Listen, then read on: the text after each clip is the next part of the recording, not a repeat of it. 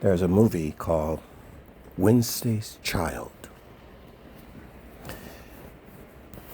And it's really interesting to see how even in the movie industry,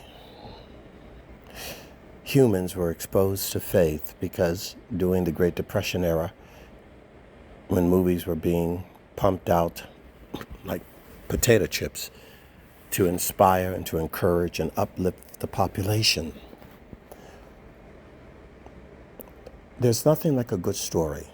And the Bible is full of good stories. Now, good stories do not mean there's no tragedy. Some people can't handle reality of tragedy, the comedy of tragedy, the triumph in tragedy, and they can't handle it.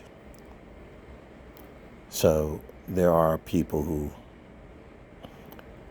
actually do more harm trying to paint the world as if it's a Disneyland amusement park, the happiest place on earth, so they say, than the reality of Lord of the Rings going through Mordor and the valley.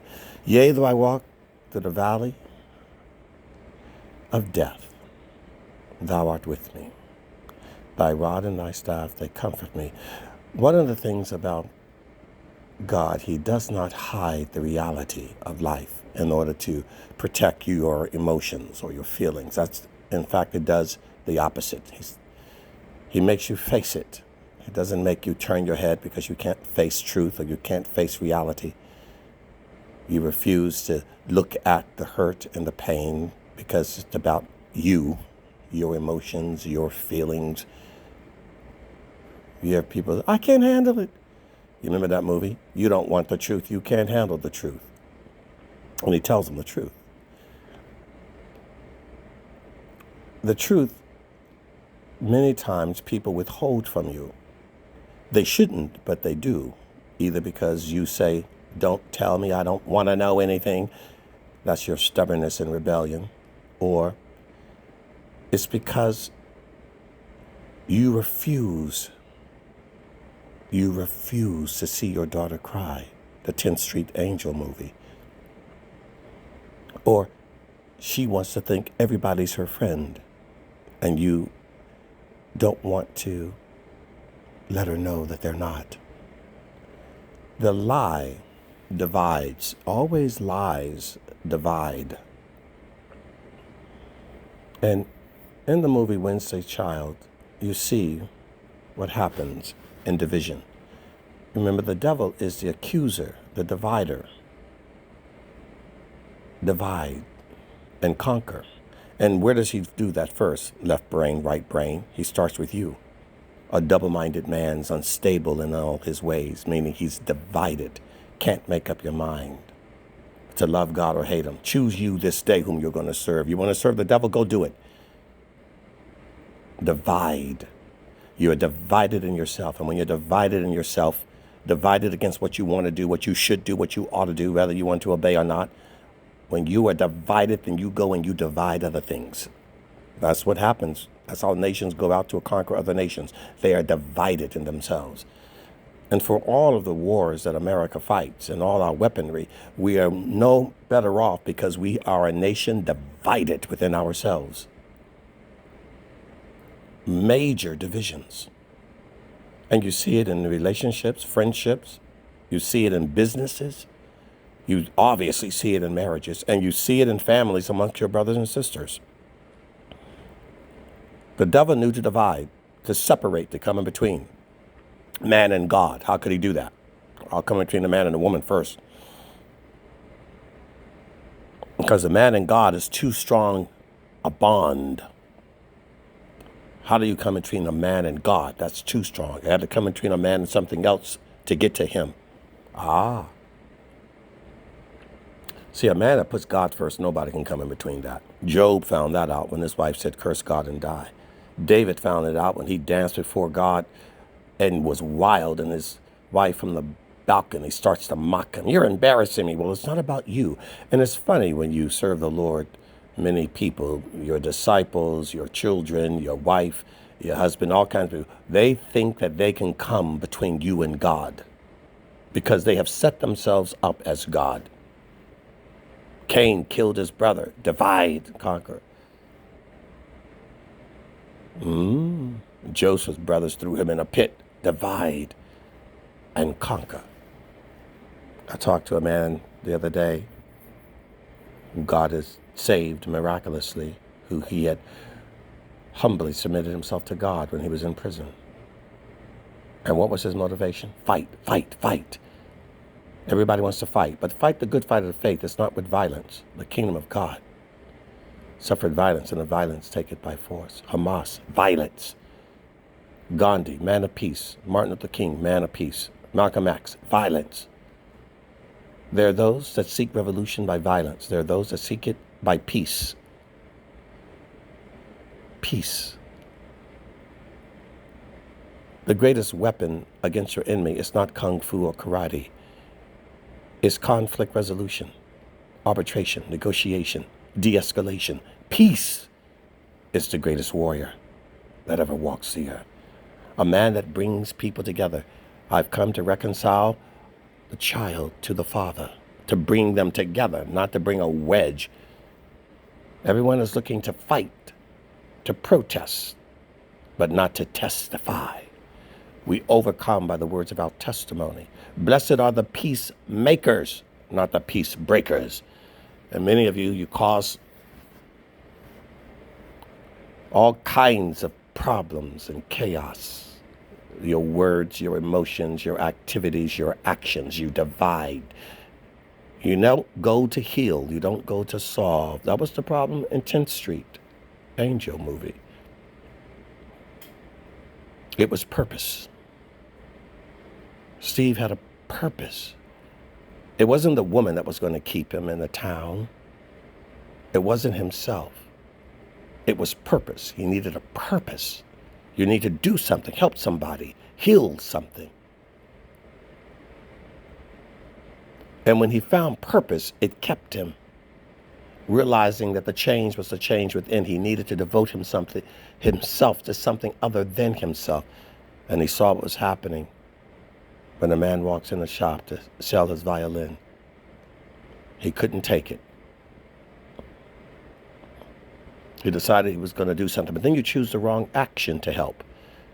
And then the little girl, she runs out and she's in emotional disarray because the mother finally tells her the truth about all of the superstition and all of the stuff that she was believing in.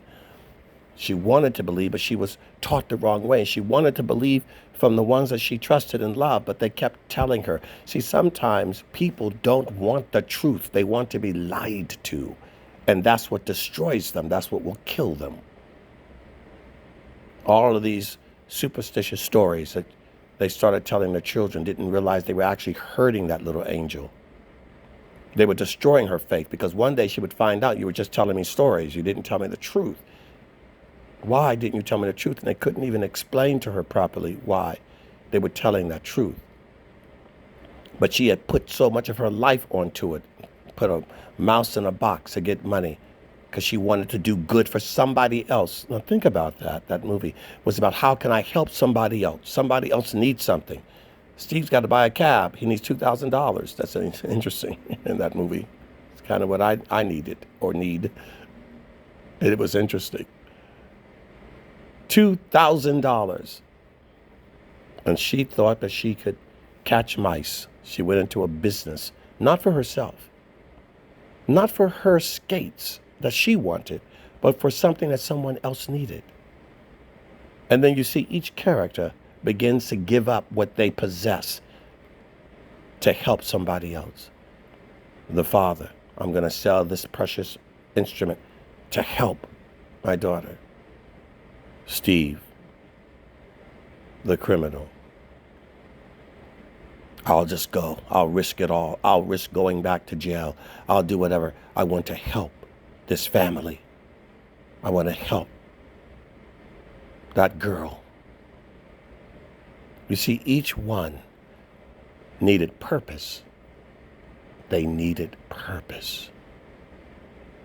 And in the end, a new life was born to show in each of them a new life.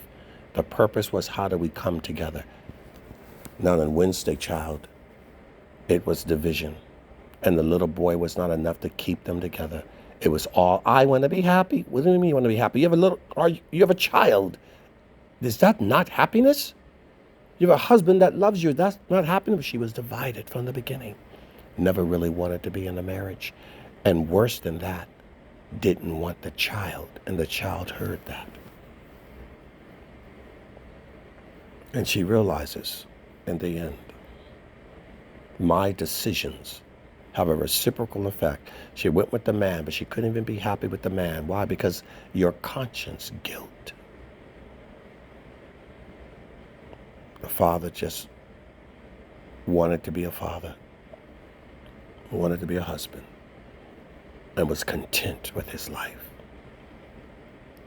And I know so many who have destroyed their children and are in the process of destroying them even now, because each of the parents is caught up with themselves.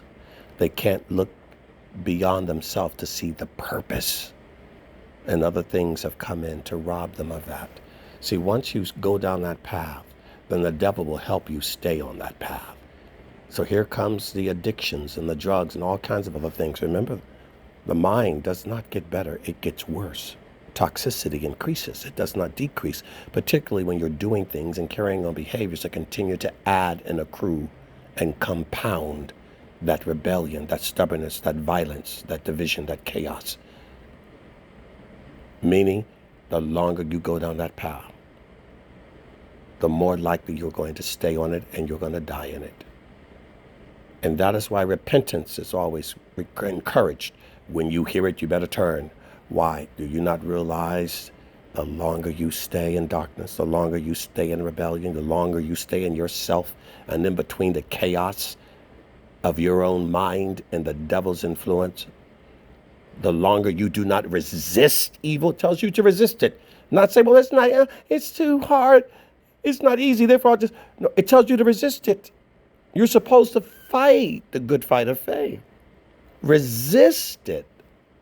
If you don't put up any resistance, of course you're going to get eaten by the bear. You're not resisting. You got tired. Well, the survival of the fittest. You're not spiritually fit. And the scripture talks about those who will die in their sin and their rebellion and their weakness. And it isn't because God didn't help or God didn't send help. It's because you refuse to do what's necessary. And that's the bottom line. God is a God of peace and purpose and propitiation. Do what it takes to be united in yourself. Be a peacemaker and be a man, a woman of purpose. You are designed to do His will, to fulfill His will. Everything, all that you are. Remember that. The power of the peacemaker. Spiritual martial arts. Learn not to allow the enemy to break up your friendships, your relationships, your fellowship. Learn the power of fighting to protect your family, your marriage, your mind against the enemy that comes against it to divide, to conquer you in your mind and in your thoughts. Remember God's purpose for your life, to do His will. Because there is no force in earth or hell that can come in between two, three things that bound themselves in the same purpose. United we stand, divided we fall. And that's with anything and everything. We are one in the Spirit, bound in the unity, a peace that the Lord Himself It's the glue that holds it together.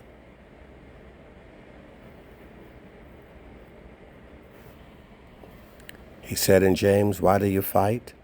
Because you want what you want, meaning selfish pursuit.